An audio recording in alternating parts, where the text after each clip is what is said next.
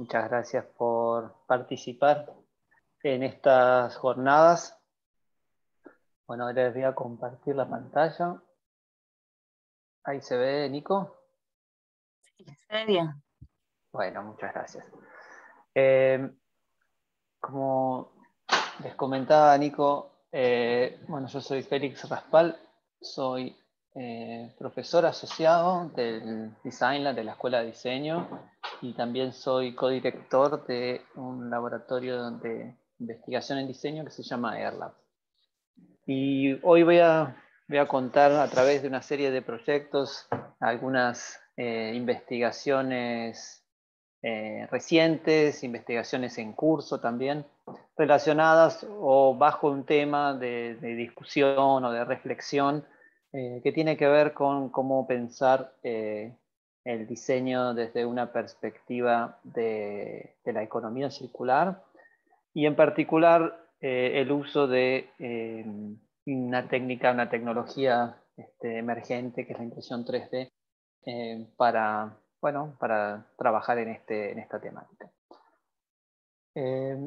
Como punto de partida, bueno, todos somos conscientes de la emergencia medioambiental y el rol que tenemos o la responsabilidad que tenemos como diseñadores en pensar en estos temas. Y bueno, desde el trabajo del Design Lab, el trabajo de AirLab, estamos pensando en cómo la tecnología y el diseño pueden ofrecer nuevas oportunidades para reducir el impacto en los trabajos que hacemos. Acá hay algunas de las tecnologías que usamos, que miramos, para dar un ejemplo, para ilustrar, pero bueno, en particular estamos en esta conversación. Voy a comentar sobre todo las ideas que surgen de pensar en las tecnologías de impresión 3D o manufactura aditiva, que tienen ciertos espacios para contribuir a la reducción de la huella de carbono, del impacto medioambiental, del consumo material, entre otros. Y a partir de esto, bueno, la presentación va a estar orientada a través de proyectos, pero bajo una serie de estrategias para agruparlas. Bueno, hay 3 estrategias que voy a comentar a través de trabajos.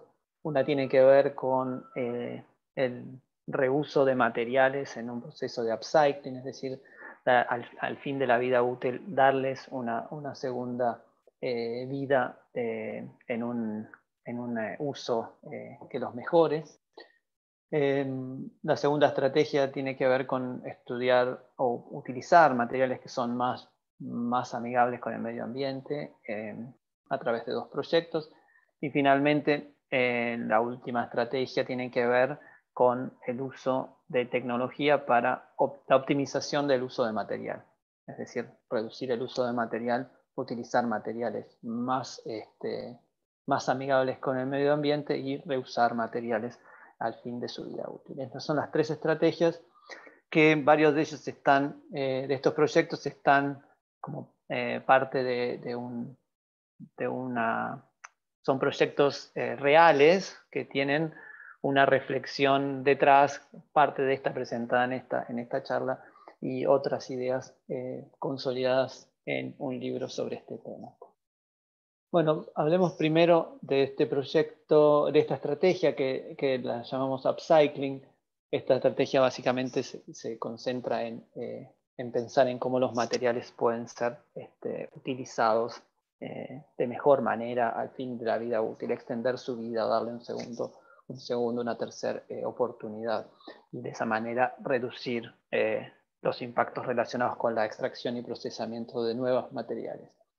Esto lo comento a través de proyectos, todas estas ideas. En este caso el proyecto es un proyecto para la compañía de logística internacional llamada DB Schenker y con apoyo de NAMIC, un centro de investigación en la manufactura aditiva.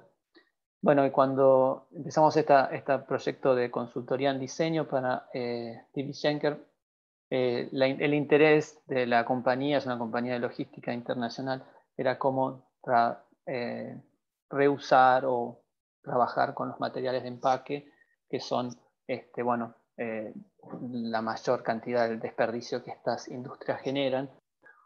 Y bueno, hicimos un trabajo de relevamiento de los materiales que ellos usan, una selección de aquellos que creíamos que tenían oportunidades para ser reusados y puestos a prueba en el diseño de un espacio importante de reunión y de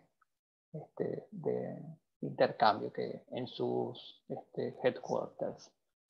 Y bueno, de este estudio seleccionamos una serie de materiales, en estos tres en particular, espuma de poliuretano, el cartón corrugado y los pallets, y desarrollamos una serie de objetos que aprovechan las tecnologías para testear que se pueden hacer objetos de diseño con materiales reusados.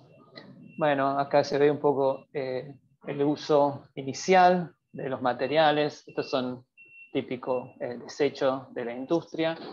Y bueno, buscando cómo ciertas tecnologías pueden tomar materiales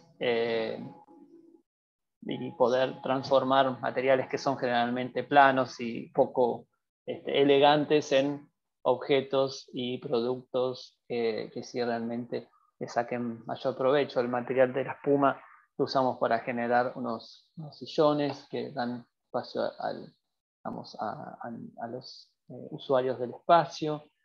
El cartón lo trabajamos para generar una serie de mesas, que también mesas bajas que funcionan bien con estas sillas. Los pallets los trabajamos también, siempre utilizando la relación entre diseño asistido por computadora, manufactura asistida por computadora, para armar unas grandes mesas de reuniones. Pero quizás la parte donde existe una investigación más profunda, no solamente un ejercicio de diseño, tiene que ver con los elementos de iluminación que además estructuran el espacio, que aquí les muestro. Hay dos experimentos que hicimos y desarrollos que después los pusimos a prueba. El primero tiene que ver con tomar residuo plástico y a partir del residuo plástico generar filamento, a través del filamento generar pequeñas piezas impresas en impresoras domésticas. Acá se ven un poco estos elementos, cómo se empiezan a agrupar y empiezan a generar estos candelabros o chandeliers de 3 metros de diámetro. Bueno, el diseño, esto es un proyecto que todavía está en obra, está casi terminado, son fotos de proceso, todavía no está publicado. Pero bueno, acá se ve algunos intentos de pensar la iluminación, pero el módulo, bueno, tiene esta geometría bastante particular que le da porosidad, le da como un cierto brillo a través del uso de la luz, que bueno, funciona bien con la función que tiene como candelabro, y también son piezas que son imprimibles de manera sin soporte, de manera rápida. Bueno, el segundo proyecto que hicimos tiene que ver con el reuso del material, pero en este caso a través de el uso del plástico triturado sin generar filamentos, sino la extrusión directa a través de un proceso robótico que, bueno, propusimos y prototipamos y lo pusimos a prueba. Bueno, el resultado en este caso, ahora le voy a mostrar el producto diseñado y algunas imágenes de cómo se está viendo al momento. Estas piezas son piezas grandes, de 1,5 metros de altura, tienen un interesante efecto óptico que produce, digamos, la translucidez del plástico impreso capa por capa. Y bueno, acá se ven algunas imágenes. Este es el candelabro de piezas pequeñas con filamento y impresoras domésticas. Y estos que todavía están en proceso, hay piezas dovelas que están faltando, pero bueno, acá se ven en proceso cómo se estaría viendo el artefacto. Bueno, este es un espacio grande, son 4 metros de diámetro. No recuerdo en este momento, pero son muchísimas kilos de plástico. Creo que cada pieza tiene un peso de alrededor de 5 o 6 kilos por 16. 5 por 16 son 80 kilos de plástico que se reusaron en este diseño, solamente en este candelabro, sin contar los otros. Bueno, acá se ve, por ejemplo, cómo esta idea de pensar en oportunidades de diseño a partir del uso de tecnología, ya sea para el diseño de estas formas complejas, como para la manufactura de las piezas. Cada una de las imágenes, bueno, del proyecto. Y acá se ve un poco una imagen del espacio, como estaría finalmente quedando, con las mesas de palets, las sillas de espuma, las mesas con cartón y bueno, los dos candelabros hechos con el plástico reciclado. El proyecto también trabaja con la participación de los empleados, también para promover la conciencia, y muchos de estos productos, que si bien la composición de las piezas y la manufactura usa tecnologías relativamente avanzadas o por lo menos controladas numéricamente, pero el ensamblaje era un proceso que era también divertido de traducir también a la comunidad de los empleados, y que entiendan también qué hay detrás de este esfuerzo que hizo la compañía por promover la sustentabilidad. Otro proyecto que está en proceso sobre esta misma estrategia es un proyecto también de diseño de interior para la firma de moda Chanel, al cual le diseñamos estamos diseñando, todavía está muy en proceso también un chandelier, unos elementos de 2 metros de diámetro o 3 metros de diámetro, donde reusamos de varias de las botellas que se retornan. Los clientes tienen un stock, entonces está un poco basada en algunos, o inspirada quizás en algunos ítems de joyería que la compañía produce, y a partir de eso pensamos formas de organizar la materia que teníamos a disposición, que en estas botellas, que la verdad que son espectaculares en su forma y en su transparencia. Bueno, empezamos a pensar versiones, cuántos tipos de botellas, qué tipos, en qué escalas. Y bueno, propusimos esto ahora está en proceso de fabricación. Los componentes son, bueno, las botellas reusadas, elementos de conexión y una especie de conector gigante que va al centro, que le da soporte a estas cientos de botellas. Bueno, el proyecto hace, al igual que el otro, un inventario de los materiales que estaban disponibles, se seleccionan aquellos que tenían mayor cantidad y bueno, un tamaño adecuado, se modelan en 3D y se empiezan a hacer pruebas de diseño. En este caso, para el prototipo que estamos haciendo ahora, usamos la botella icónica del Chanel No. 5, pero bueno, para algunos otros elementos usamos también otros productos de la compañía. Acá se ven algunos elementos del proceso. Bueno, mucho trabajo geométrico, cómo generar estas formas, piezas más grandes para recibir botellas más pesadas, conexiones más pequeñas. Y bueno, todo esto también con algún efecto de luz integrado. A ver si creo que hay. Bueno, acá está el proceso también de prototipado, ver la resistencia a los materiales, sus pesos, deflexiones, etc. Acá se ve, bueno, una de las botellas más grandes, da una noción de la escala. Finalmente estos candelabros son muy grandes y bien pesados, así que estructuralmente hicimos bastante trabajo. Un proyecto que trae un poco también esta idea a los trabajos que realizamos con los estudiantes. Bueno, vale mencionar un proyecto de título del programa MID, del Máster de Innovación y Diseño, que trabaja con procesos de reciclaje de residuos de demolición, cuantificando, digamos, la escala del problema o de la oportunidad, como uno quiera hablar, en Chile, y haciendo visitas a sitio, haciendo formulaciones de pastas de impresión y una propuesta de diseño de equipamiento urbano que le da uso. La segunda estrategia, voy a empezar a acelerar un poquito porque me dijeron que no me pase 40 minutos, es el uso de biomateriales y materiales biodegradables. Bueno, este es un proyecto también donde estamos proponiendo el uso de tecnología de diseño y manufactura digital para la creación de un objeto icónico. Particularmente estamos usando PLA, que es un plástico producido a través de materia prima vegetal. Y bueno, queríamos entender, esto es el plástico más usado en la impresión 3D, pero si este plástico qué desempeño podía tener en una aplicación permanente o casi permanente, como este proyecto, que es una escultura que funciona como cápsula del tiempo para preservar objetos a lo largo de por lo menos 20 años, en el cual se vuelve a abrir y revisar.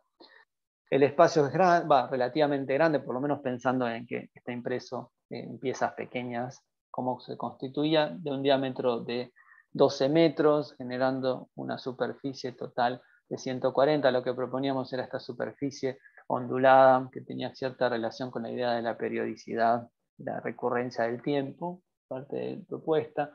Bueno, como cualquier proceso, empiezan con, bueno, ideas, moquetas, renders, etcétera, y después pasa como una etapa más técnica en la cual, bueno, llevamos esto adelante, esta idea un poco loca de hacer un proyecto tan grande con tantas piezas. Al final, cada uno de estos elementos, ahora lo voy a hablar más en detalle, constituía la superficie, está impresa toda en 3D, hecha en más de 4.000 piezas únicas. Entonces había un problema de diseño, de logística, bueno, testear a ver cuánto de esto es posible, dónde estaban los cuellos de botella y aprender. De esto también, de este experimento que era mucho más grande también en escala, surgen algunas ideas y procesos que después usamos en los candelabros que les mostré un poquito antes en la presentación. Bueno, el principal desafío era producir piezas que se puedan imprimir de manera fácil, rápida y en impresoras como de bajo costo. Entonces el diseño de cada pieza era única, particularmente porque la geometría es una geometría de doble curvatura que no permite la teselación o la subdivisión en piezas regulares. Entonces generamos un algoritmo que genera, bueno, la geometría básica, después la geometría específica, los detalles de conexión, y particularmente acá vemos el detalle de borde, como esta pieza, esta superficie termina en un lugar de la cual cuelga, y ahí hay una pieza particular. Acá se ve cuán intrincado era el patrón que generaba esta superficie, y bueno, lo desafiante del poder producirla. Fue un proyecto rápido, en 5 meses desde que nos pidieron hacer el proyecto hasta el proyecto terminado, fue todo el tiempo que teníamos, y que fue un proyecto bastante ambicioso y tomamos bastante riesgo, porque era un evento importante, el cual no podía fallar. Se produjeron 4.000 piezas, más de 4.000 piezas únicas, se diseñaron para que se puedan imprimir continuamente en impresoras domésticas o en una granja de impresoras de bajo costo. Bueno, y a través de varios ciclos, acá se ve una pieza de impresión, no usaban soporte, se imprimían en alrededor de 5 horas para poder hacer varios ciclos por día. Las piezas terminaron costando, bueno, era un proyecto que también tenía un presupuesto, como cualquier proyecto, entonces el presupuesto no era infinito, alternativas como podría ser producir las piezas a través de corte en un material acrílico, hubiesen costado un poquito más caras, y si hubiesen hecho en material de aluminio compuesto, un precio comparable. Así que finalmente no era un proyecto que terminó siendo mucho más caro, un proyecto más o menos a costo del mercado, de un revestimiento así personalizado. Algunas estrategias, bueno, esta se ve la estructura, perdón, en una estructura hecha con una estructura tipo waffle. Después se armaron las piezas, bueno, era un desafío de ensamblaje, pero estaban todas codificadas de acuerdo a su ubicación específica dentro del sistema. Se ensamblaban como telas en el piso, después se colgaban de los bordes. Acá se ve un poco el proceso, y acá algunas imágenes del proyecto terminado. Otro proyecto que queríamos mencionar tiene que ver con el uso de bambú.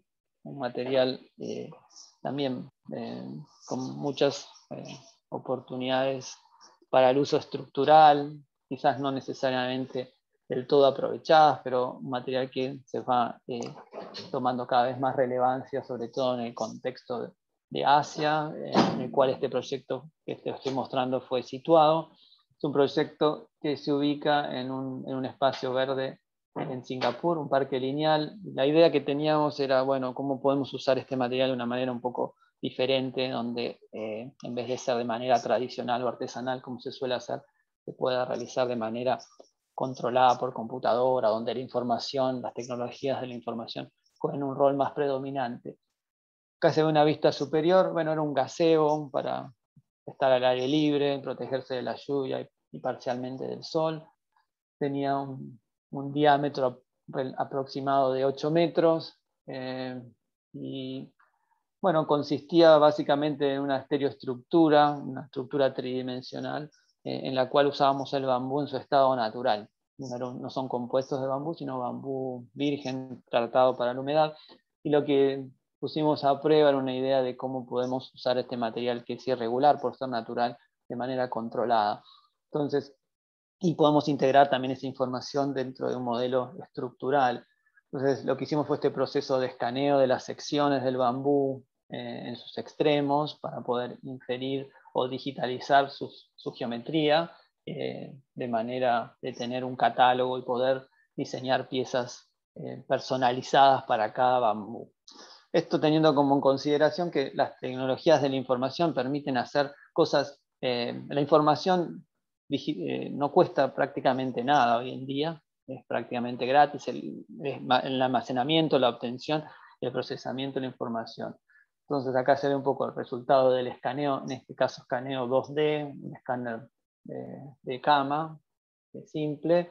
Bueno, esto se digitalizaba, de esa digitalización se vectorizaba y se generaba un elemento que básicamente customizado para cada bambú. Lo mismo pasa de alguna manera a nivel de conector, si bien esta pieza era personalizada para cada bambú, el conector que junta todas también era impresa en 3D, entonces tenía esta capacidad de poder tomar prácticamente cualquier forma porque no existen muchas menos restricciones formales y además no existe la necesidad de la producción en serie, pueden ser todas piezas únicas. Entonces hay un diseño bastante obsesivo del detalle constructivo, cómo se ensambla esto, cómo se conectan las piezas estructuralmente, porque bueno, era una estructura finalmente. Piezas especiales para la situación de borde, para las situaciones de techo. Acá se ven algunas piezas, bueno, el catálogo de las piezas son todas distintas porque la forma general de una forma irregular. Piezas particulares para la conexión del techo. Acá se ve, bueno, la impresión de cada uno de estos, en este caso, impresoras que teníamos en el laboratorio, impresoras simples. Ensayos estructurales para verificar que los valores que uno asume eran los valores correctos de resistencia. Bueno, acá son las partes y algunas imágenes del proceso de prototipado y ensamblaje, primero en el laboratorio y luego se desensambló parcialmente y se volvió a ensamblar en el sitio. Acá se ven algunas imágenes del proyecto terminado y en uso. Acá hay un video, ¿sí? Y bueno, esto creo que fue en el 2018, si no me equivoco. Esto nos trajo otro proyecto como de continuación, ya en un sistema más comercial. Esto fue para un evento, el anterior fue para un evento en Singapur. Este era un cliente que quería llevar esto a un plano más como comercial o de uso, entonces empezamos a pensar formas de sistemas quizás más simples, pero más repetitivos, que se puedan encajar, desarrollar situaciones más de feria, etcétera. Acá algunas imágenes del proyecto en su idea y después un primer prototipo. Acá lo que introducimos es tensores, donde elementos que están en atracción los reemplazamos de bambú a un tensor de acero. Acá se ve una vista de una de las estructuras. Y también para traerlo quizás al contexto de la UAI y el contexto local, una investigación que estamos desarrollando en este momento en el Design Lab tiene que ver con aplicar algunos de estos principios y llevarlos más allá utilizando el bambú local, que es el coligüe, que tiene algunas diferencias porque es de alma llena, tiene otras resistencias estructurales. Bueno, pensando un poco en estrategias de unión que aprovechen eso y también incorporen algunos de los varios de los aprendizajes de los proyectos anteriores. Y finalmente, la tercera estrategia que quería mostrar tiene que ver con la idea de la reducción de material. Que, bueno, básicamente utilizar los proyectos, las dos estrategias anteriores tienen que ver con utilizar otros materiales que son material de descarte o materiales orgánicos. Aquí lo que se trata es más bien de no usar material, o usar lo mínimo indispensable. Y para eso se piensa en ideas de cómo utilizar una capacidad computacional para simular los esfuerzos dentro de estructuras y a partir de eso decidir dónde el material es realmente necesario y dónde no. Bueno, estos son proyectos, no son necesariamente cronológicos. Este de hecho es el primer proyecto que hicimos en Airlab, así que es un proyecto muy anterior, pero teníamos como esa obsesión de hacer estructuras ultra livianas. Esta estructura que tiene como un diámetro de alrededor de 12 metros, era extremadamente liviana, la podías levantar con 2 personas, las puedes levantar, son estructuras muy, muy livianas. Pero bueno, con esa idea en mente ponemos a prueba con otras tecnologías de impresión. Acá probamos para hacer un sistema de mobiliario, una mesa para 9 personas, una mesa para estar parado, una mesa bastante grande. Cómo transferir un gran peso, que era el peso del tablero, que intencionalmente lo hicimos pesado, a 3 puntos muy sutiles, estructurales, como de apoyo. Entonces lo que hicimos fue generar unos modelos estructurales y someter variaciones que generábamos a un análisis de flexiones y esfuerzos y decidir y optimizar la forma de la estructura, la topología de la estructura para que funcione de manera lo más eficiente. Bueno, este es el diseño de la planta, su simetría en este caso, aunque uno puede hacer cualquier forma, formas libres, en este caso decidimos hacer una forma simétrica, empezamos a probar formas de imprimir tecnologías para impresión con metal, una mesa donde las barras son muy delgadas, son barras metálicas de 6 milímetros de diámetro, generamos los algoritmos y los detalles para poder llevar esto a cabo. Como les decía, estos son elementos que miden 6 milímetros de diámetro. Se utilizaron tubos de ese diámetro que daba como este efecto de continuidad. Aquí, se ve un sector, un primer prototipo de cómo se veía. Y rápidamente nos dimos cuenta que uno de los principales desafíos en una estructura tan compleja es cómo hacer la secuencia de instalación de los elementos, porque al haber tanta redundancia, los elementos se vuelven muy rígidos muy rápidamente. Y como es un material que tiene prácticamente muy baja, la resistencia es muy alta porque es metal, no tiene casi tolerancia. La estrategia que diseñamos para hacer simultáneamente una conexión mecánica, porque finalmente es una estructura continua, tiene que transferir los esfuerzos, que sea una estructura, una conexión mecánica, pero que además sea invisible. Nos gusta que no se vean los conectores, que las cosas sean lo más elegante posible. Diseñamos este detalle donde había una rosca para cada lado, las valillas también tenían roscas en su exterior. Acá se ve un detalle más de cerca, donde uno se acerca la varilla, uno la gira y automáticamente, se genera la rosca estructural o la conexión estructural. Acá algunos detalles. Bueno, y este es un poco el resultado final. Como les decía, esta superficie de apoyo es súper súper sutil, debe ser de 10 milímetros de diámetro, pero está sosteniendo una mesa bien grande y pesada arriba. Hicimos pruebas de carga un poco manuales, pero para ver las reflexiones a través en función de los esfuerzos. Acá algunas imágenes del producto terminado. Bueno, intencionalmente las pintamos para que se vea como continua o bastante continua, nos interesaba eso. Bueno, este fue un primer proyecto en impresión metálica para estructuras, o lo que se llaman más precisamente estereoestructuras. Aquí lo que hacemos es, bueno, tenemos la suerte de tener la posibilidad de hacer un proyecto de escala más grande, de escala ya arquitectónica. Hicimos este proyecto en un jardín en Singapur que se llama Gardens by the Bay, donde lo hicimos para un festival de linternas,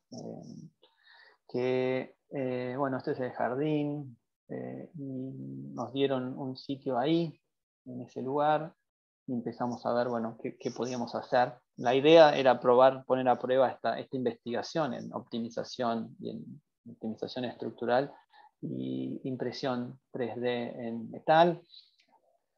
Y bueno, encontramos el sitio, organizamos un sistema de vistas para poder darle algún significado a la estructura. Acá se ve en el sitio. Más o menos medía, bueno, hay un borde de agua, un camino, y hay algunos lugares icónicos de este parque que queríamos resaltar. Mide alrededor de 9 metros por 5, por 4 de altura. La estructura interna, la lógica como geométrica, tiene que ver con el uso de las tetraedros como unidad geométrica fundamental, que son pirámides de base triangular, que son, bueno, rígidas, unidades rígidas. Bueno, esto es de vuelta una estereoestructura, así que reusamos, digamos, o seguimos elaborando los procedimientos que teníamos, pero acá, bueno, son otras solicitaciones, existe, bueno, un esfuerzo muy grande por hacer la estructura ultra eficiente, porque cada vez más grande, cada vez se vuelve más costosa. Entonces hubo mucho esfuerzo por reducir el uso de material al máximo. Acá se ve, bueno, alguna imagen, era relativamente alta. Bueno, todavía está, tiene una aprobación para estar 3 años de manera experimental, donde lo vamos midiendo las reflexiones periódicamente, y eventualmente la idea es que se vuelva permanente. Acá se ve un poco la diferencia, las barras tienen distinta sección en función de las solicitaciones, porque hay elementos que son, bueno, necesitan más carga, están a la compresión, tienen barras más gruesas, el otro son más delgadas, o tensores son barras más finas, y así un poco genera la composición. La impresión, bueno, los conectores están hechos con una técnica de impresión metálica, donde aprovechamos y básicamente imprimimos todo, son partes funcionales que ya tienen la rosca impresa, se realizaron un montón de pruebas, obviamente, para entender las tolerancias y resistencias. Acá se ve un poco en detalle el conector, son huecos para reducir su masa. Y también, como la manufactura aditiva a uno le permite diseñar prácticamente sin restricciones formales. Uno puede hacer todas piezas diferentes, optimizadas o personalizadas para la función específica que tiene cada uno. Bueno, una vez impresas decidimos también, pareció a la mesa que les mostré antes, integrar todo visualmente o cromáticamente, en este caso en blanco. Y bueno, como son sistemas nuevos, estamos desarrollando, hay un diseño del detalle, de la instalación, de todo, bueno, es un detalle bastante complejo, para permitir hacer esta fijación de manera que quede lo menos visible posible, pero que sea funcional. Este es un primer prototipo en nylon que imprimimos. Bueno, acá se ve un poco la complejidad de alguno de estas piezas. Esta es una probablemente de las más complejas. Bueno, esto funcionaba con el Eurocode, es el código que regula este sitio, así que tuvimos que dejar todo conforme a ese código. Ahí se ve un poco el sistema de instalación. Fue una estructura bastante ágil de producir, de producir las partes no tanto, porque hubo un montón de pruebas, pero el ensamblaje fue un ensamblaje bien ágil. Tardamos menos de 2 días en terminar de armarlo. Acá se ve en el sitio. Una vez armada la estructura, son pequeñas tapitas que como que ocultan el lugar donde se accede para poner la fijación. Está en proceso. Después empezamos a pensar en la envolvente, porque esto era una linterna que funcionaba en principio a la noche para generar un espacio de luz. Entonces algo que diera transparencia, pero que también capturara la luz de alguna forma. Entonces usamos unas telas de pescador. Bueno, este es el proceso de empezar a vestir la estructura, y acá se ve un poco terminada. Durante el día tiene como este efecto de membrana translúcida, que creo que es bastante lindo. Acá vemos una prueba de carga también. Bueno, como les decía, esta es una estructura en espacio público, necesita cumplir con las normas y ser segura, así que tuvimos que hacer en un sistema que no es un sistema convencional, hubo que hacer bastantes trabajos para poder lograr eso. Se ve acá la estructura terminada, en el sitio, en uso. Y bueno, más fotos. Aquí se ve de día y de noche. A la noche en realidad era cuando para el lanzamiento, que era en este festival, que funcionaba como linterna, generaba como este espacio lumínico. Y este creo que es el último proyecto, si no, sí, ya. Es el último, ¿cierto? A ver. Sí, sí, este es el último proyecto. Bueno, este es un proyecto que hicimos hace un año y pico. En realidad empezamos un poco antes. Hicimos primero un prototipo en plástico y finalmente una colaboración con Autodesk, que había lanzado de forma experimental un módulo de Fusion 360 que se llama diseño generativo. En ese momento era una funcionalidad que todavía no estaba abierta, pero nos pidieron que hagamos algo con eso. Entonces diseñamos esta mesa. Bueno, acá es un render de la mesa, pero utilizando este proceso de diseño generativo, optimización a través de procesos relacionados con inteligencia artificial y simulación estructural. Bueno, una mesa donde generábamos las patas, o una computadora. Nosotros definíamos las condiciones, digamos, de borde, de requisitos, y el sistema de Autodesk generaba opciones de forma estructural. Y bueno, de esa manera generamos las patas de esta mesa, una relativamente simple problema estructural.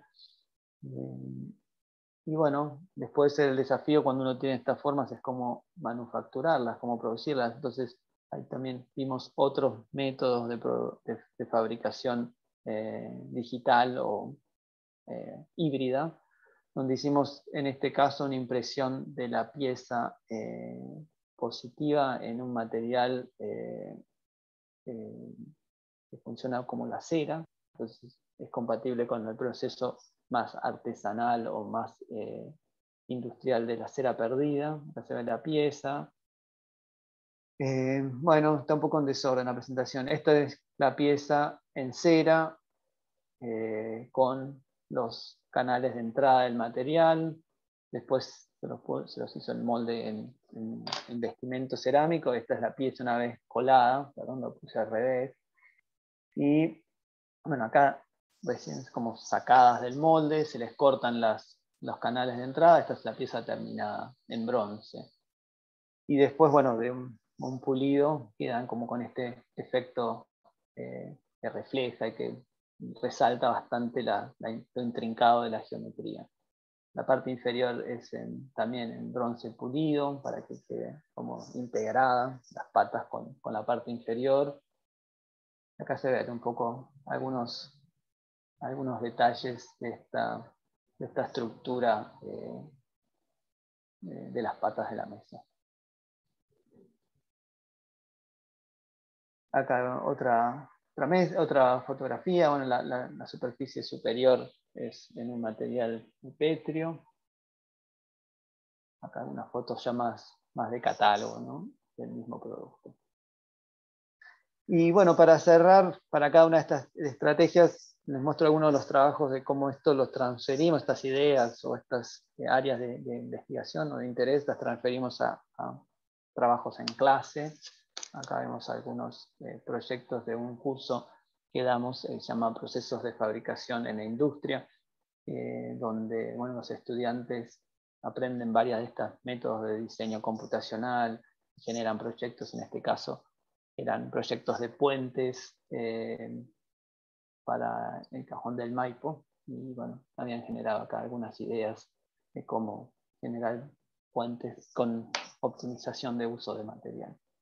Bueno, acá hay otro también pensando en un sistema de fabricación robótica, también generan los algoritmos para producir, digamos, el proceso, o modelar el proceso que eventualmente fabricarían sus diseños. Bueno, esa es un poco la presentación que quería compartir, o queríamos compartir. Hablamos de 3 estrategias. La estrategia del upcycling, mostré principalmente un proyecto donde se reusan varios materiales, particularmente material plástico, en el proyecto más grande, que eran los candelabros. La segunda, utilizar biomateriales. Y la tercera, con procesos de optimización estructural. Bueno, con eso concluyo la presentación y les agradezco por la atención. Y si quieren preguntar cosas o conversar, encantado, por favor. Muchas gracias, Félix, por la presentación. Están dejando algunas preguntas en el chat. No sé si tú las puedes ver o prefieres que te las lea yo. No, las leo, no hay problema. A ver. Dice Eduardo, ¿cierto? Edward, dice, muy interesante lo que muestran, fueron proyectos de curso, clases de UAI en Chile. ¿Qué relación tienen con Carlos Bañón? ¿Qué trabajos de Félix o de quién? Bueno, ¿qué trabajos tienen con Carlos Bañón? Carlos Bañón y yo somos socios, somos cofundadores de Airlab, así que es coautor, Carlos, conmigo de esos trabajos. Mandaste un link. Sí, bueno, exacto. Carlos es mucho más activo en redes sociales, por eso si lo seguís, vas a encontrar mucho más trabajo que muestre él que muestro yo. Estoy medio más privado, quizás. ¿Qué más? ¿Qué trabajos hacen en la UAI? Bueno, en la UAI estamos desarrollando, te he mostrado algunos trabajos en la presentación. Hay trabajos en Coligüe que estamos investigando, en fachadas verdes, de proyectos de investigación. Y en cursos, en clases, algunas de estas ideas se prueban. Bueno, lamentablemente un poco el año pasado fue un año difícil para prototipar, se ha podido avanzar, pero un poco menos. Pero bueno, he mostrado algunos proyectos. Hay mucho de este conocimiento que hemos generado en Airlab y en investigación que estamos realizando en proyectos proyectos en los cursos que bueno, ponen a prueba un poco estas ideas, las enseño a los alumnos. Otros docentes también trabajan sobre estas áreas, así que no soy la única persona en este mundo.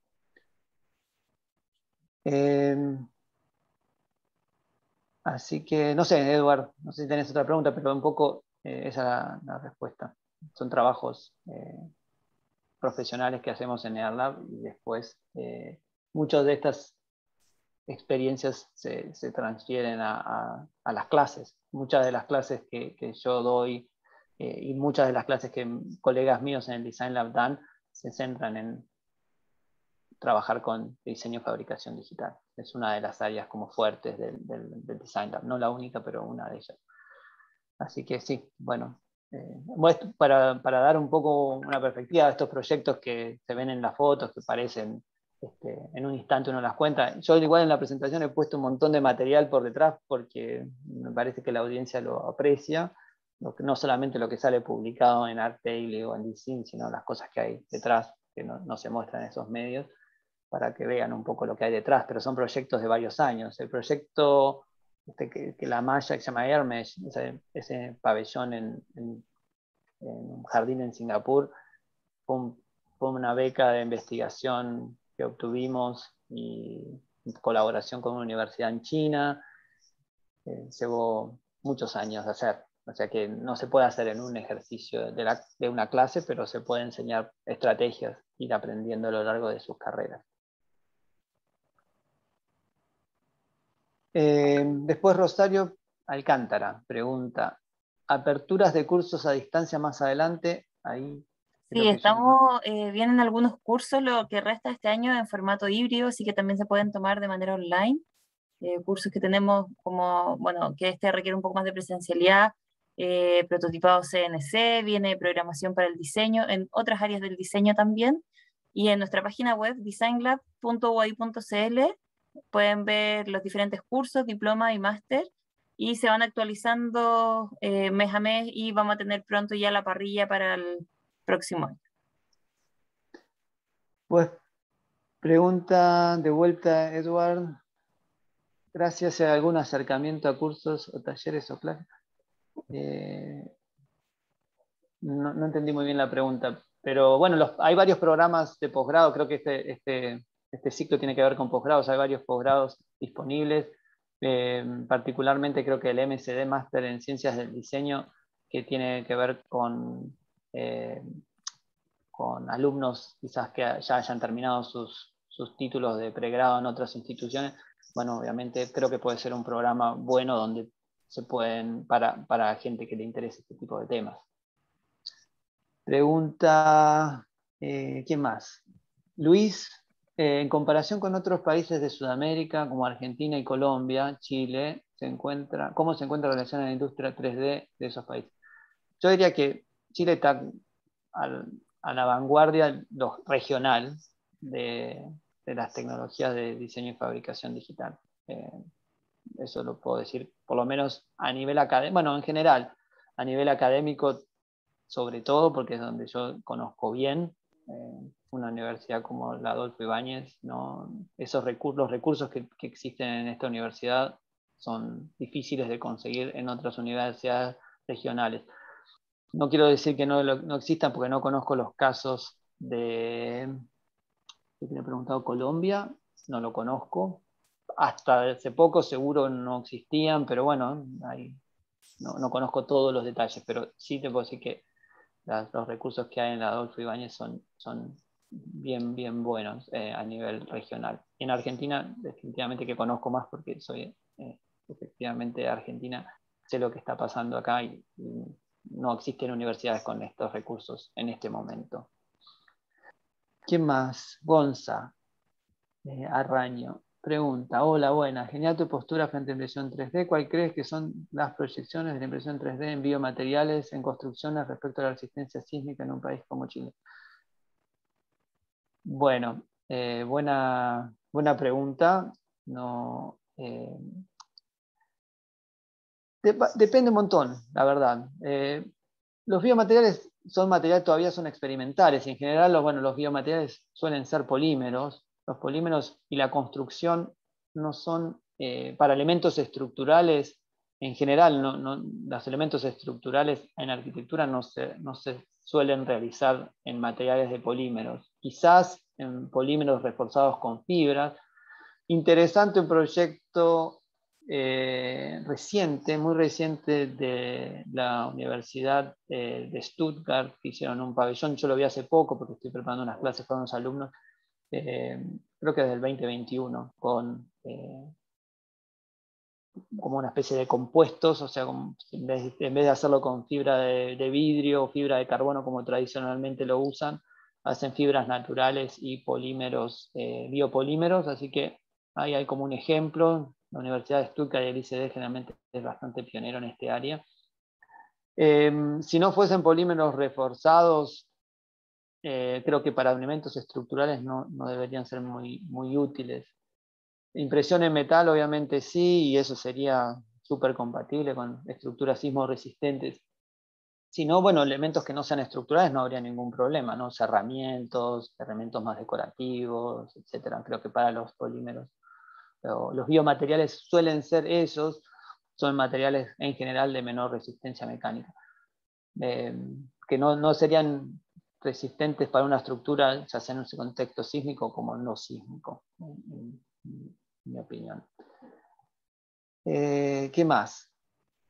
Bueno, no sé si hay más preguntas. Creo que estamos, ¿no?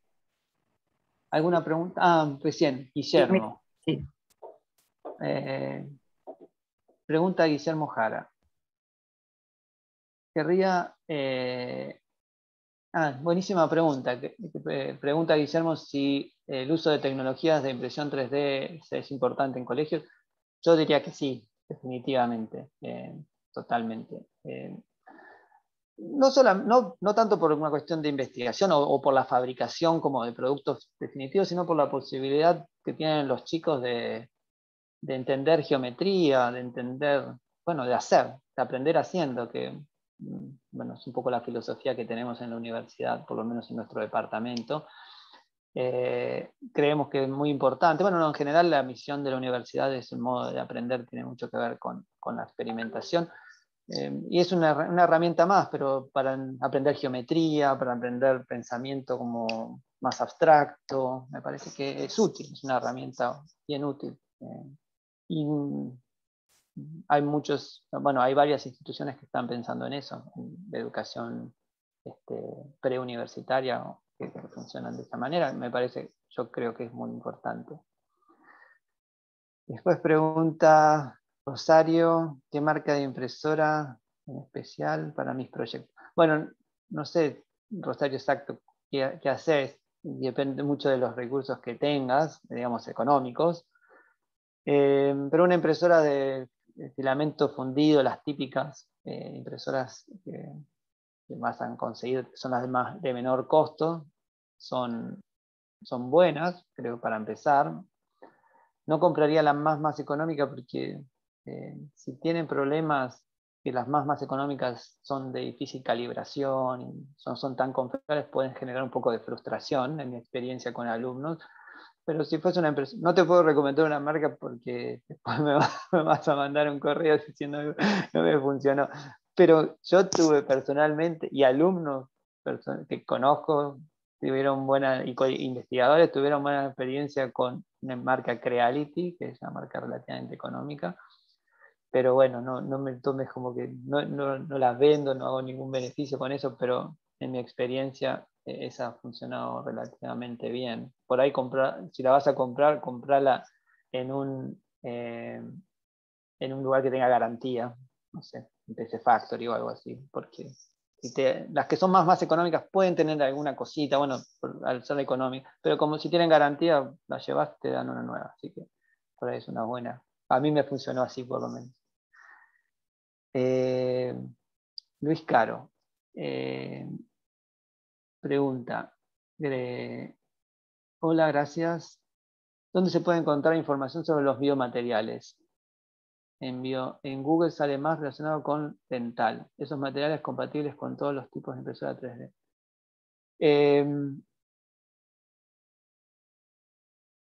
Buena pregunta.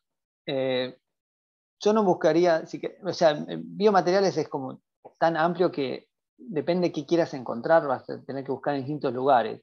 Pero en un lugar bueno, no sé, cuando decís Google, ¿es Google el buscador normal? Porque si no, podés buscar en Google Scholar, ahí están a salir publicaciones científicas. O sea, dependiendo, no sé si sos, no sé si sos un estudiante de escuela, de grado, sos un profesional, va a ser un poco diferente a qué tipo de publicación te va a resultar mejor. Pero no te recomendaría que busquen primero por Google, así Google normal, google.com, porque ahí vas a encontrar, bueno, no está muy buscado, no está muy especializado en buscar cosas técnicas, pero Google Scholar es un buen lugar. Y si no, bases de datos de las bibliotecas pueden ser buenos. Vas a encontrar información más técnica, no sé dónde estás en tu carrera, por ahí es un poco más difícil de acceder. Pero bueno, y después si son compatibles con los tipos de impresora, en general no, generalmente los biomateriales, bueno, dependiendo, considerando el PLA como un biomaterial, es un material súper compatible con una impresora común. Pero bueno, si estás viendo materiales como más experimentales, ahí vas a tener que mirar quizás otras, van a haber distintos procesos. Por ahí otras técnicas de impresión son más compatibles. Impresoras de resina van a ser más compatibles con bioresinas líquidas. Y son como dos mundos bien grandes, la impresión 3D y los biomateriales, así que depende. Hay lugares de intersección y hay lugares donde la investigación en biomateriales no tiene nada que ver con impresión 3D y viceversa. Pero buscaría un poco por Google Scholar, quizás, es un buen lugar por ahí para buscar algo un poco más técnico. Uy, hay un montón de preguntas. ¿Quién más? Tatiana, bueno, gracias. No voy a leer porque no es una pregunta, pero gracias. Después, Vicente también. ¿Cómo estás?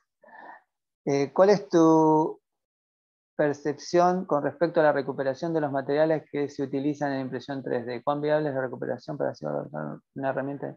Depende del material. En impresión 3D hoy en día es compatible prácticamente con todos los materiales. Excepto quizás las maderas, es compatible con polímeros, con metales, con cerámicas, con vidrios, con compuestos, con casi todo. Pero si hablamos de impresión 3D doméstica, vamos la filamento, la FDM, son todos termoplásticos. En teoría son todos reciclables, se pueden volver a usar sin ningún problema. En la práctica hay desafíos, porque hay distintos colores, ahí se contaminan, etc. Pero no debería ser difícil para nada. El filamento no debería ser difícil. De hecho, hay setups, no son muy baratos, pero que permiten triturar y volver a armar filamento. Otros materiales, resinas que son fotosensibles, ya no son tan fáciles de reciclar porque no se pueden fundir. Es un proceso irreversible. Pero bueno, no son las más volumen de residuo producen. Y bueno, otros metales, en general los metales son más reciclables. ¿Qué más? Sigamos, José. Tomás Sepúlveda. ¿Qué impresora es la mejor para el primerizo que está empezando de cero? Bueno, respondí un poquito antes, no sé si escuchaste eso, Tomás, pero esto no vayan y compren una impresora porque yo lo digo, pero si tuviese que decirte, o si fuese mi hermano y le diría qué hacer, sin poner las manos en el fuego, diría comprar una impresora económica, pero una impresora que es por ahí. Yo compraría una Creality Ender en PC Factory, que a veces te puede venir una cosa que no te funciona. Para que no te frustres, a un lugar que la puedas llevar de vuelta y decir, mira, no me funcionó, y te dan otra. Porque las que son de más económicas, que generalmente son las que uno quiere comprar al principio, bueno, por ser económicas, el control de calidad alguna cosita puede no andar. Entonces es mejor tener algún tipo de resguardo para que si tienes algún problema, alguien te lo pueda resolver. ¿Quién pregunta? Matías Núñez. Hola, Félix. ¿Cómo podría relacionar esto con la matricería? ¿Matricería, te referís a matricería de qué tipo? ¿Para qué tipo de trabajo? ¿Inyección de plástico? Si Matías, puedes desbloquear tu audio y preguntas directamente para que Félix pueda entender mejor tu pregunta. Dale. Hola, buenas tardes. Bueno, Hola. buenas noches, perdón. Sí, a eso me refería con inyección de plástico y ese tipo de cosas. Buenísimo. Es una muy buena pregunta, porque la impresión 3D, yo les mostré proyectos donde usamos impresión 3D porque es interesante, permite un montón de cosas, pero no es un proceso comparativamente con otros muy lento. O sea, no podría hacer producción en masa con impresión 3D de productos que se venden de a millones, por lo menos no hoy en día. Mientras que hay otras técnicas como la inyección que sí. pero la inyección bueno, necesita matrices, y las matrices son costosas. La impresión 3D, hay impresión 3D de matricería. Hay de matricerías para hacer inyección, por ejemplo, de volúmenes bajos. Generalmente las que funcionan con inyección de resina son las que más tienen materiales que tienen el grado de resolución y sobre todo de resistencia térmica compatible con eso. Averigua, no sé, si después por ahí, para no demorar demasiado, te puedo pasar algunas informaciones. No son las piezas, las impresoras baratas, pero puede haber un servicio de impresión de esas piezas que no deberían ser tan caras, y puedes hacer una matriz para volúmenes pequeños, no sé, de cientos de piezas, puedes prototipar y obtener piezas por inyección con una matricería impresa.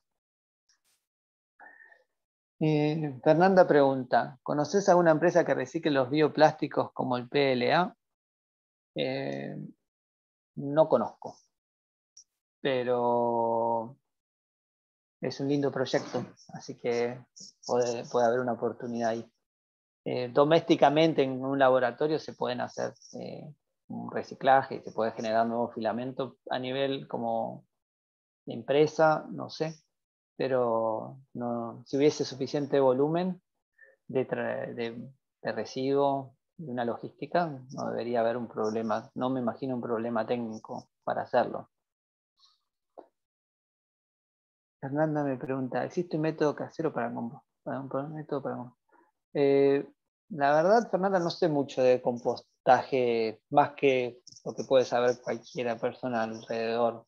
Tengo un conocimiento normal, así que no te podría decir demasiado, no es un área donde yo me especialice. Pero hay muchos proyectos en el Design Lab. Es un tema que a nosotros, en general, no a mí particular, porque uno no se puede especializar en todo, pero en el Design Lab, en muchos proyectos de alumnos y docentes que les interesa el compostaje. Así que, por haber participado en tesis, conozco un poco. Existen muchas técnicas de compostaje doméstico, que seguro, si te interesa el tema, lo vas a poder encontrar. Bueno, Camila, gracias. Vicente, gracias.